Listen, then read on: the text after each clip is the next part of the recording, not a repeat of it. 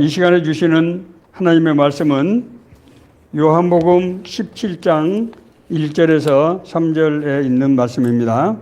우리 다 같이 일어서서 한 목소리로 함께 읽겠습니다. 예수께서 이 말씀을 하시고 눈을 들어 하늘을 우러러 이르시되 아버지여 때가 이르러 싸우니 아들을 영화롭게 하사 아들로 아버지를 영화롭게 하게 하옵소서. 아버지께서 아들에게 주신 모든 사람에게 영생을 주게 하시려고 만민을 다스리는 권세를 아들에게 주셨음이로소이다. 영생은 곧 유일하신 참 하나님과 그가 보내신 자 예수 그리스도를 아는 것이니이다. 아멘.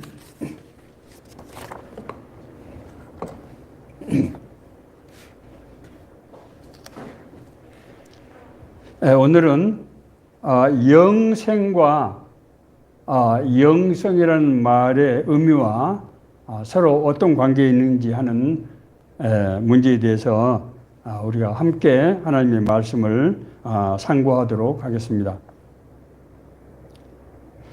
1998년 11월 초순경 저녁 한 8시쯤 됐던 것 같습니다. 그날따라 날씨가 좀 쌀쌀했습니다. 저는 광화문의 어느 카페에서 이제 제가 전도 훈련을 시키는 훈련생 순원을 앞에 두고 앉아서 그 훈련생을 닦아세우고 있었습니다. 당시 공직에서 근무하던 이 훈련생은 훈련을 받고 있었고 제가 이제 훈련의 인도자인데 이 사람은 전도 실적도 시원치 않고 어쩐지 훈련에 열의가 없었던 것입니다. 나의 꼬치꼬치 캐무는 지적에도 고개를 푹 숙이고 아무 소리도 하지 않고 있던 이 사람이 갑자기 얼굴 들고서 나를 빤히 쳐다보면서 이렇게 얘기하는 것입니다. 순장님은 자신의 영성이 몇 점이나 되는 줄 아세요?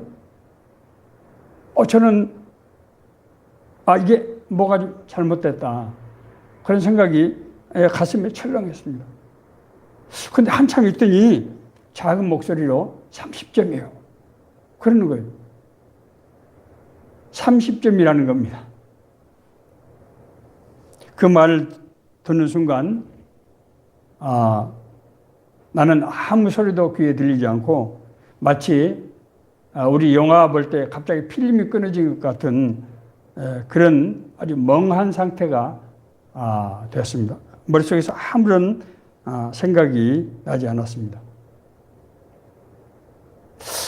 얼마쯤 시간인지 모르겠습니다. 한참 있다가 제가 정신을 차린 것 같았는데 보니까 그 사람은 보이지 않았습니다.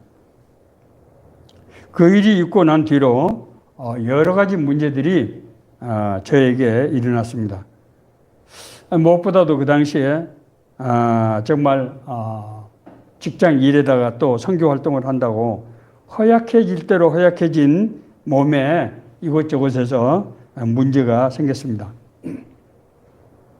한 해 동안 그 덕택에 2번씩이나 수술대에 올라야 했습니다.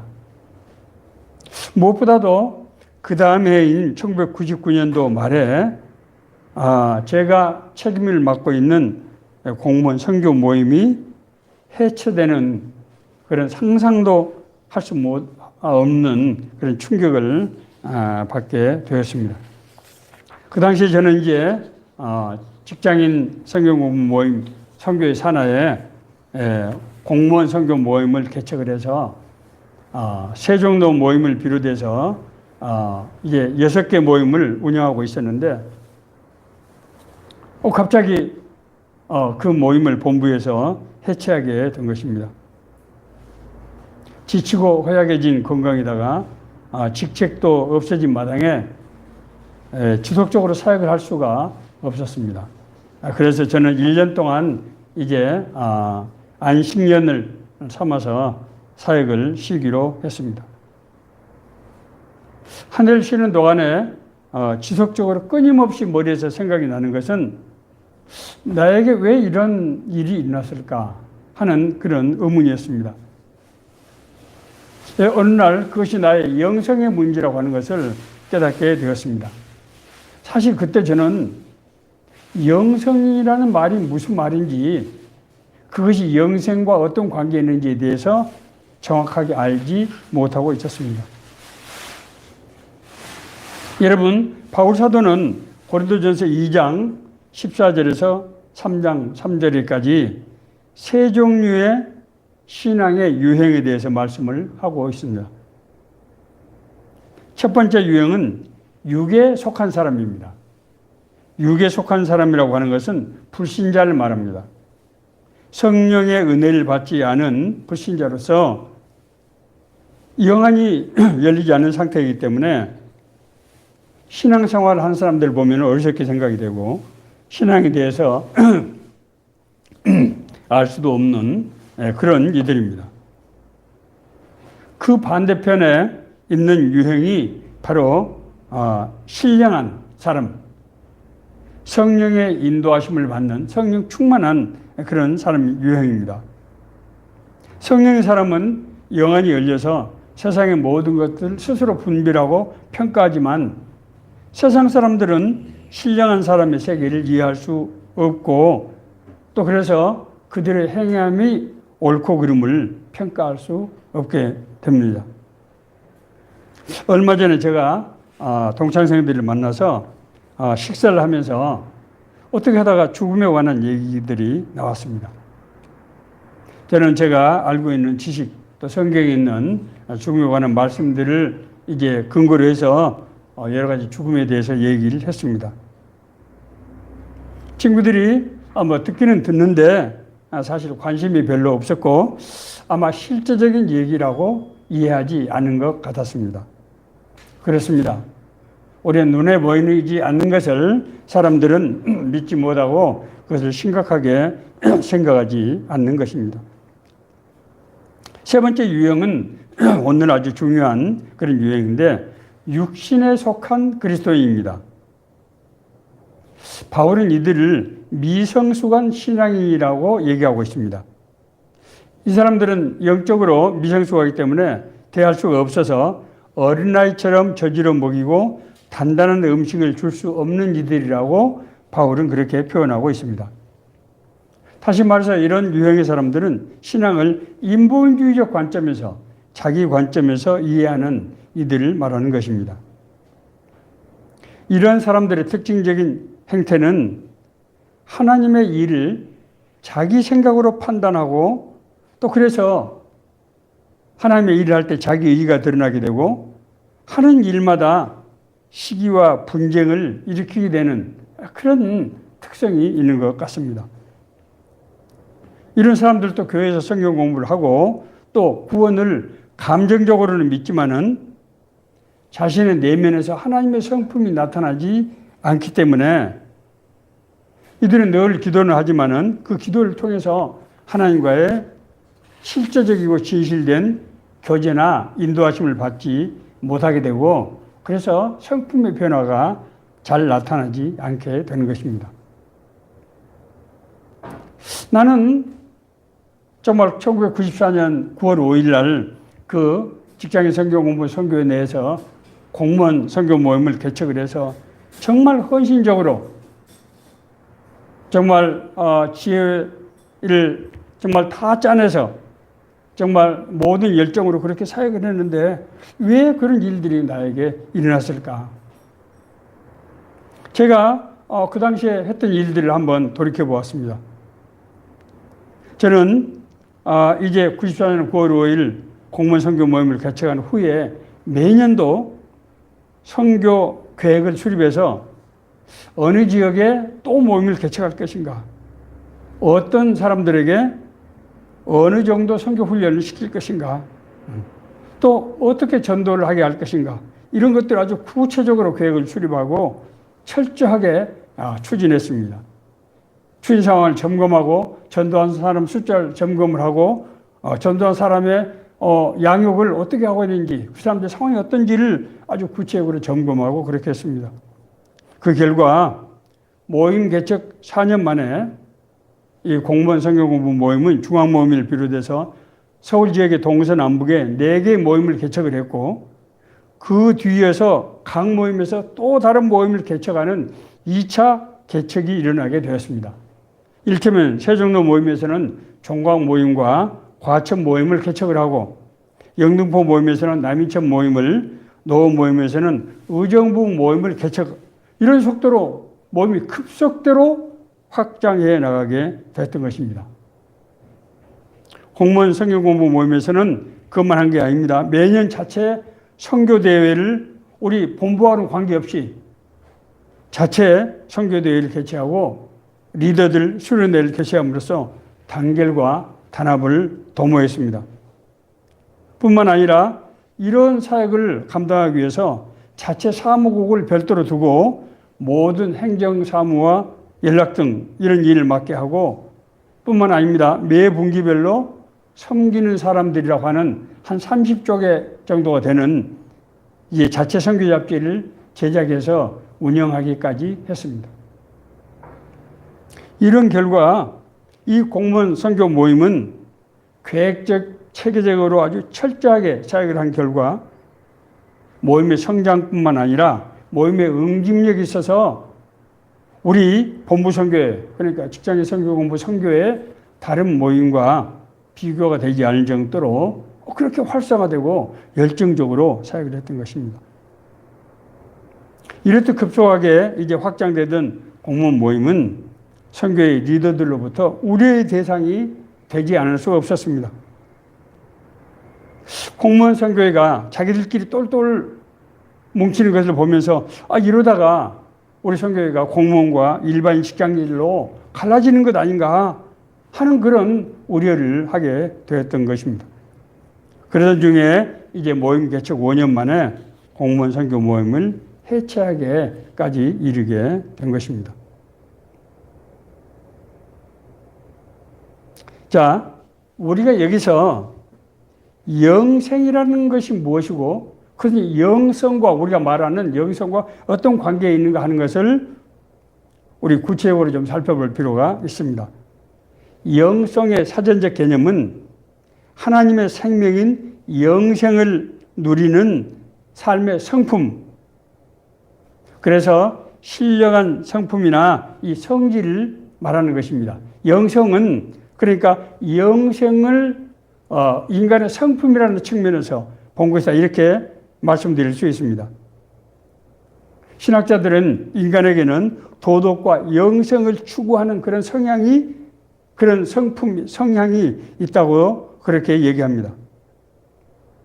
성경에 의하면은 예수님의 복음은 단지 천국에 간다는 것만이 아니라고 하는 것을 알 수 있습니다. 복음은 하나님과 함께하는 사람, 하나님과 함께하는 삶, 하나님을 위한 삶, 하나님의 인도와 보호 아래서 사는 삶, 하나님의 능력으로 사는 삶을 포함하는 그런 개념으로 영생을 묘사하고 있는 것을 알 수 있습니다. 오늘 본문에서 이 말씀하신 예수님의 말씀은 예수님께서 십자가에 달리시기 직전에 하나님께 드리는 마지막 기도입니다. 그러니까 이 기도가 얼마나 중요하고 간절한 기도인지를 우리가 짐작할 수 있을 것입니다. 예수님께서는 하나님께서 자기를 세상에 보내신 것은 모든 사람에게 영생을 주기 위한 것입니다 라고 말씀하고 있습니다. 영생이라는 게 뭡니까? 영생은 인간의 심령 속에 임한 하나님의 영적 생명을 가리키는 것입니다. 로마서 8장 9절은 이렇게 말씀하고 있습니다. 만약 너희 속에 하나님의 영이 거하시면 너희가 육신에 있지 아니하고 영에 있나니, 누구든지 그리스도의 영이 없으면 그리스도의 사람이 아니라. 그리스도인은 그리스도의 영, 다시 말해서 하나님의 영이 있는 사람이 그리스도인이라고 하는 것입니다. 여러분 잘 아시는 대로 창세기 우리 2장, 인간은 하나님의 형상, 즉 하나님을 구성하는 속성으로 창조되었습니다. 그런데 인간은 하나님을 거부하는 죄를 지음으로써 하나님의 형상인 영성이 인간의 심령 속에서, 영생이 인간의 심령 속에서 소멸되어 버렸던 것입니다. 그래서 하나님께서 사람의 모습을 입고 오셔서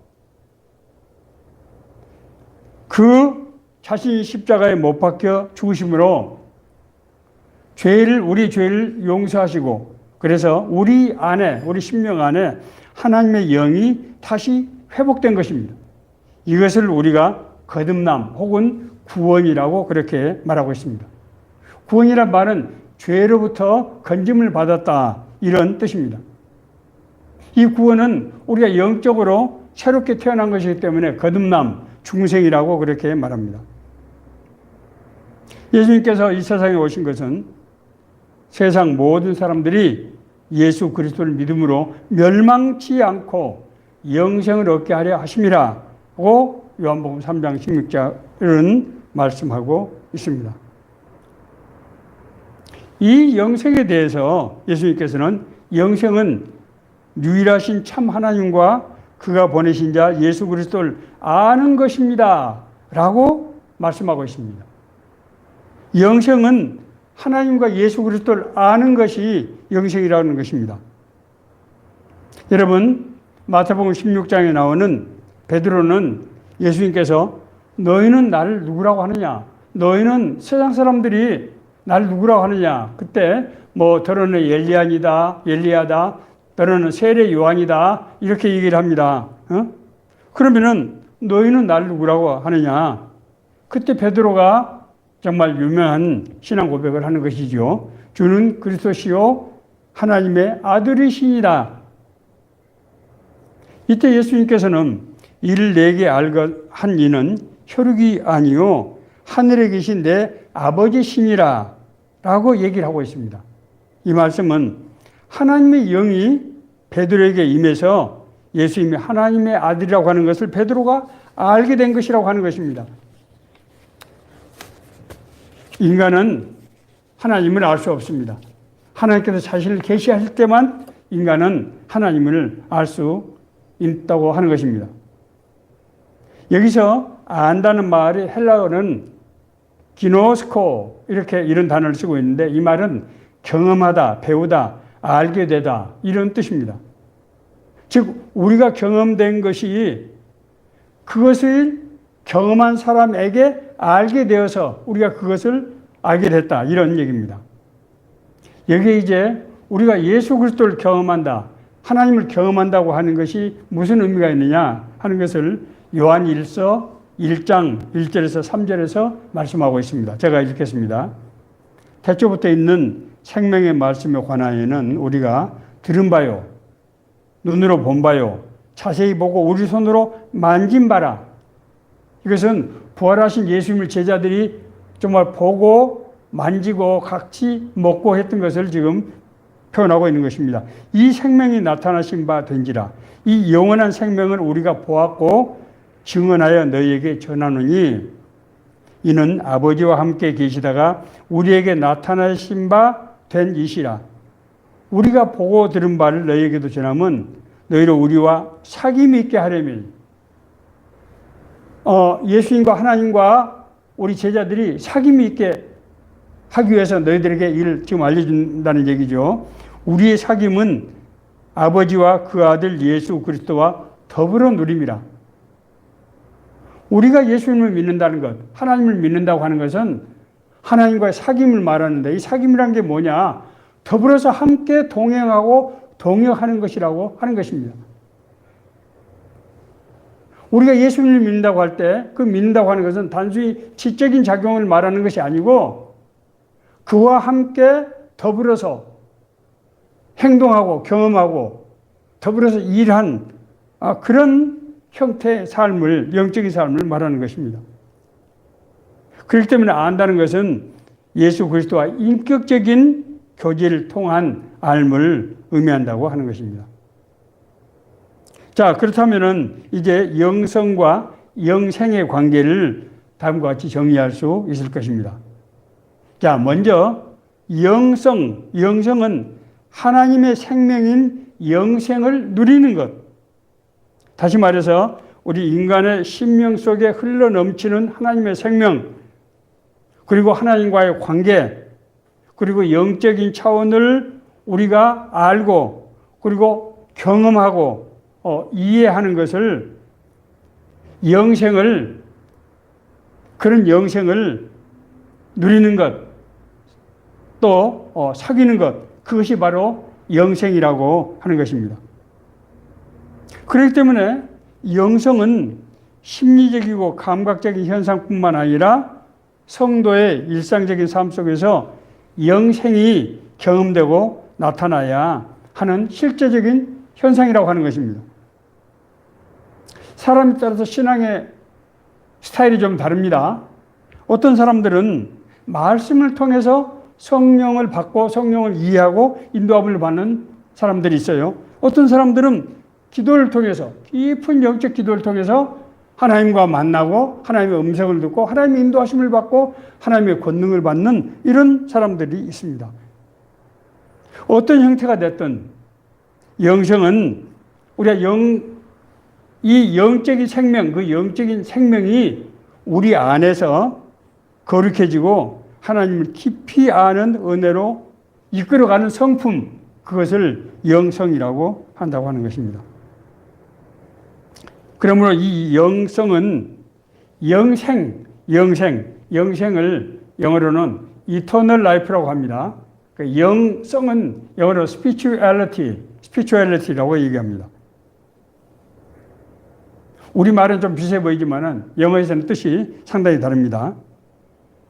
그렇기 때문에 영성은 영생의 근원인 예수 그리스도와 사귐과 누림을 통해서 형성된다고 하는 것을 알 수 있습니다. 자, 예수님의 제자들을 한번 봅시다. 예수님의 제자들은 예수님 생전에 3년 동안이나 함께 동거하면서 하나님의 나라가 이 세상에 임한 것을 확실하게 경험하게 됐습니다. 그렇지 않습니까? 병든 병자가 나았고 귀신이 쫓겨나가고 심지어 죽은 자가 살아난 것을 체험했단 말입니다. 그럼에도 불구하고 그들은 고난이 닥쳐왔을 때 신앙을 지킬 수가 없었습니다. 베드로는 예수님께서 붙잡히실 때 3번씩이나 나는 그를 알지 못한다라고 부인했습니다. 베드로를 비롯한 모든 제자들은 예수님 사후에 핍박이 가해지자 모두 고향 갈릴리의 어부로 돌아가고 말았습니다. 그들은 예수님이 진짜로 어떤 분인지 알지 못했고 그들의 힘으로 그 예수님을 따를 수가 없었던 것입니다. 자, 그런데 예수님께서 약속하신 예수님의 영인 성령이 임했을 때 그들은 온전한 신앙을 회복하게 되었습니다. 이 사실이 명확하게 기록된 책이 바로 사도행전입니다. 사도행전은 성령께서 제자들에게 임하시고 난 후에 그들을 인도하시고 실제로 그들에게 권능을 주시고 그래서 하나님의 뜻과 계획이 제자들에게서 완전히 이루어지는 것을 기록하고 있는 그런 문서입니다.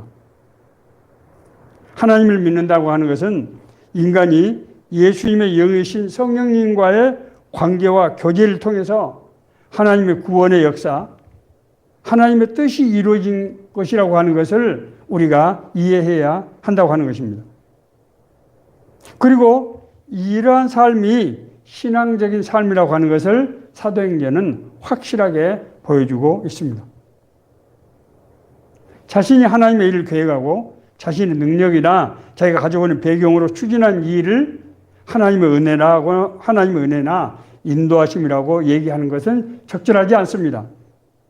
왜냐하면 하나님은 우리의 행사를 사후적으로 인준해 주시는 분이 아니에요. 우리가 하나님의 계획과 인도하심에 따라가는 것입니다. 이 본말이 바뀌면 안 되는 거예요. 그러므로 성은 구원을 이루어가는 과정이다. 이렇게 말씀드릴 수 있습니다. 우리 구원에는 2단계가 있습니다. 우리가 먼저 받은 구원은 우리의 공로가 아닌 하나님의 절대적인 은혜로 이루어진 것입니다. 하나님 우리를 미리 아시고 우리를 부르시고 우리를 의롭다 하시고 우리를 영화롭게 하신 그것이 바로 구원이죠. 그러나 그 구원이 우리 삶 속에서 구체적으로 이루어져 갈 때 하나님의 나라가 이루어지게 되는 것입니다. 그러므로 구원을 이루어가는 삶의 여정에는 하나님과 동행 또 동역하는 삶의 훈련이 당연히 필요하게 되겠지요. 이를 영적 훈련 혹은 영성 개발 이렇게 표현하고 있습니다. 자, 우리가 믿음의 조상으로 믿는 아브라함의 얘기를 보면은 그 믿음의 사람 아브라함도 이 영성의 개발 과정을 거쳤던 것을 우리가 성경을 통해서 알 수 있습니다. 아브라함이 맨 처음에 가나안 땅에 갔는데 그 가나안 땅이 어떻게 됐습니까? 큰 기근이 들었단 말입니다. 그래서 아브라함은 어떻게 합니까? 자기 판단으로 여기서 도저히 살 수가 없다. 그래서 애굽으로 이제 이주를 하게 되는 것이죠. 그런데 거기서 어떤 일이 일어났습니까? 자기 아내 용모가 너무 미인이었기 때문에 거기서 바로에게 부름을 받게 되는 이런 큰 일이 벌어지게 된 것입니다. 두 번째는 어떻게 됩니까? 자신에게 자식이 없자 5년 동안이나 기다려도 하나님이 약속하신 자식이 생기지 않는 겁니다. 그래서 하나님께 그렇게 기도합니다. 하나님, 내 종 엘리에셀이 내 후계자가 되는 것입니까? 하나님의 약속은 믿었지만은 그 약속을 자기를 통해서 이루는 것이 아니고 그렇게 다른 방법으로 이루는 거라고 생각을 했던 것입니다. 뿐만입니까? 자기 아내 사례가 너무 노쇠해서 자녀를 생산할 수 없다고 생각을 해서 여종 하가를 통해서 후계자를 낳아야 된다고 그렇게 생각했던 것입니다. 자, 두 번째 단계는 하나님의 약속과 자기 판단이 같이 결합이 돼서 어떤 선택을 이루는 그런 단계지요. 세 번째 단계는 하나님께서 소돔과 고모라를 멸하실 때 아브라함이 하나님의 파트너가 되어서 이제 하나님의 사역에 참여하는 장면이 나오죠. 소돔 고모라를 의인이 50명, 40명, 30명, 20명, 10명이 있으면은 하나님 좀 봐줄 수 있지 않습니까? 라고 하나님과 이렇게 타협하는 거 아닙니까? 하나님의 사역에 참여해서 이 동역하는 단계입니다. 그러나 네 번째 단계는 99세, 100세 낳은 아들을 이삭을 제물로 바치는 과정이 나옵니다. 이때는 아브라함이 하나님과 완전히 한 마음, 한 뜻이 되어서 하나님의 마음이 아브라함 마음이 되고 아브라함 마음이 하나님의 마음이 되는 바로 그런 상호 내주의 상황, 페리코르시스의 상황이 된 것입니다. 그래서 하나님께서 내 믿음이 내가 보았다. 그렇게 해서 본격적으로 이제 하나님의 언약들이 이루어지게 되는 것입니다. 자, 그렇다고 그러면은 구체적으로 영성은 어떻게 성숙하게 되는 것입니까? 다시 말씀드리면 영성의 요소라고 할 수 있겠습니다. 하나님과의 교제, 하나님과의 사귐은 말씀과 기도와 순종의 과정입니다. 첫째로 영성은 하나님의 중심의 삶에서 비롯되며 하나님과의 관계 하에서 형성이 된다고 하는 것입니다. 참된 영성은 인간 중심의 삶이 아니고 하나님의 중심의 삶이 되어야 합니다. 그래서 성경은 이를 그리스도 안에서 이렇게 표현하고 있습니다. 그리스도 안에서. 그리스도 안에서를 다시 번역하면은 그리스도를 통해서라고 이해하시면 쉽습니다. 항상 기뻐하라, 쉬지 말고 기도하라, 범사에 감사하라. 이는 그리스도 예수 안에서 너희를 향한 하나님의 뜻이니라. 이 말은 무슨 말입니까? 하나님께서 우리에게 기뻐하시는 것은 예수 그리스도를 통해서 예수 그리스도의 말씀, 예수 그리스도의 영을 통해서 항상 기뻐하고 쉬지 말고 기도하고 범사에 감사하는 그런 삶을 말한다고 하는 것입니다. 그렇기 때문에 영생은 하나님의 영에 의해서 인도받는 삶입니다. 나의 꿈과 계획을 하나님께서 도와주는 삶이 아니고 우리를 향하신 하나님의 뜻과 계획에 우리가 인도를 받고 따라가는 삶이라고 하는 것입니다. 이 과정에서 성경 말씀은 영성의 기초이며 하나님의 뜻을 밝히고 인간에게 하나님 자신을 계시하는 그런 수단입니다. 말씀을 통해서 우리는 하나님의 뜻을 분별하게 되고 그래서 그에 따르는 삶이 살아갈 수 있게 되는 것입니다. 그럴 때 참된 영성이 형성될 수 있는 것입니다. 시편의 기자는 이렇게 말씀하고 있습니다. 주의 말씀은 내 발의 등이요 내 길의 빛이니이다. 시편 119편 105절에는 말씀입니다. 하나님의 말씀이 우리를 인도하시고 우리에게 길이 되신다고 하는 거예요. 세 번째로 기도는 하나님의 말씀이 하나님의 계시가 우리에게 적용되는 통로입니다. 이 하나님께서 우리 인간에게 계시하신 이 사실이 기도를 통해서 나에게 주시는 하나님의 레마의 말씀이 되는 거예요. 나의 삶을 주관하시고 인도하시는 나와 하나님과의 관계가 형성되는 그 통로가 되는 것이라고 하는 것입니다. 그렇기 때문에 기도를 통해서 내 영성이 성장이 되고 성숙이 되는 것입니다. 절대 기도하지 않는 사람을 통해서 정말 진정한 의미의 기도를 하지 않는 사람을 통해서 영성이 형성되지 않습니다. 그러나 네 번째로 우리가 순종을 통해서 이 영성이 실제적인 우리의 삶으로 이제 드러나게 되는 것입니다. 예수님께서는 이를 열매 맺는 삶이라고 말씀하고 있습니다. 우리 삶 가운데 하나님의 뜻이 이루어지기 위해서는 어떻게 해야 된다고요? 우리 안에 이 성장되고 성숙된 영성이 우리의 삶에서 실제적인 삶으로 나타나야 된다고 하는 것이죠. 너희가 내 안에 거하고 내 말이 너희 안에 거하면 무엇이든지 원하는 대로 구하라. 그리하면 이루리라. 너희가 열매를 많이 맺으면 내 아버지께서 영광을 받으실 것이요 너희는 내 제자가 되리라. 요한복음 15장 7절 8절에 있는 말씀입니다.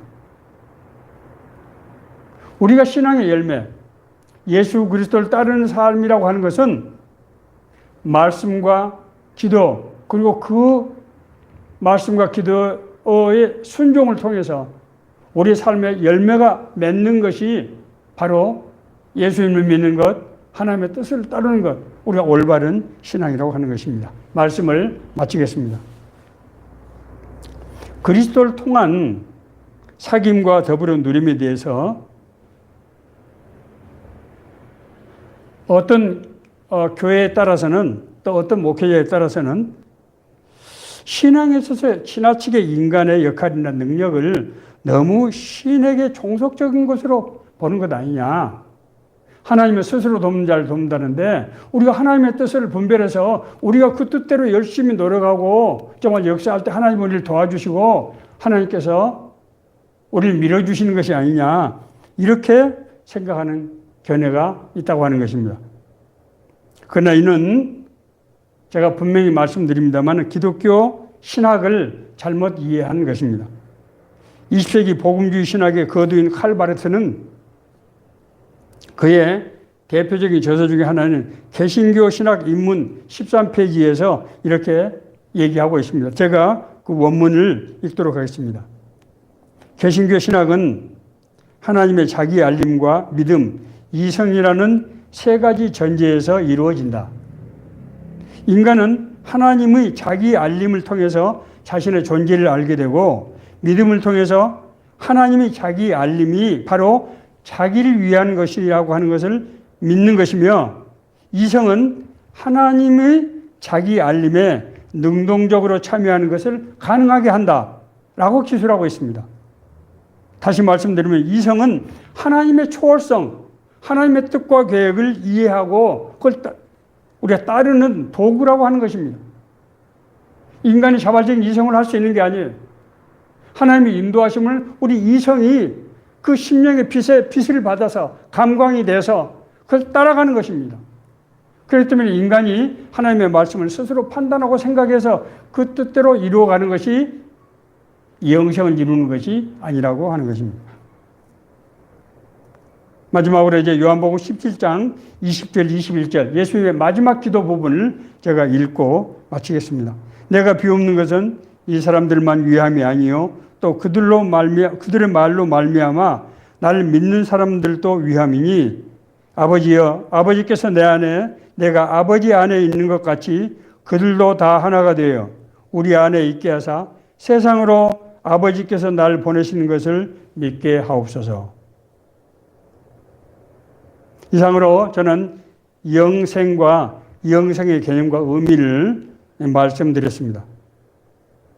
문제는 이 영생을 누리는 영성이 우리 안에서 개발, 성장, 성숙되어야 하나님과 동역하는 삶을 이룰 수 있다고 하는 것입니다. 이것은 말씀과 기도, 순종이라고 하는 이 세 개의 축을 통해서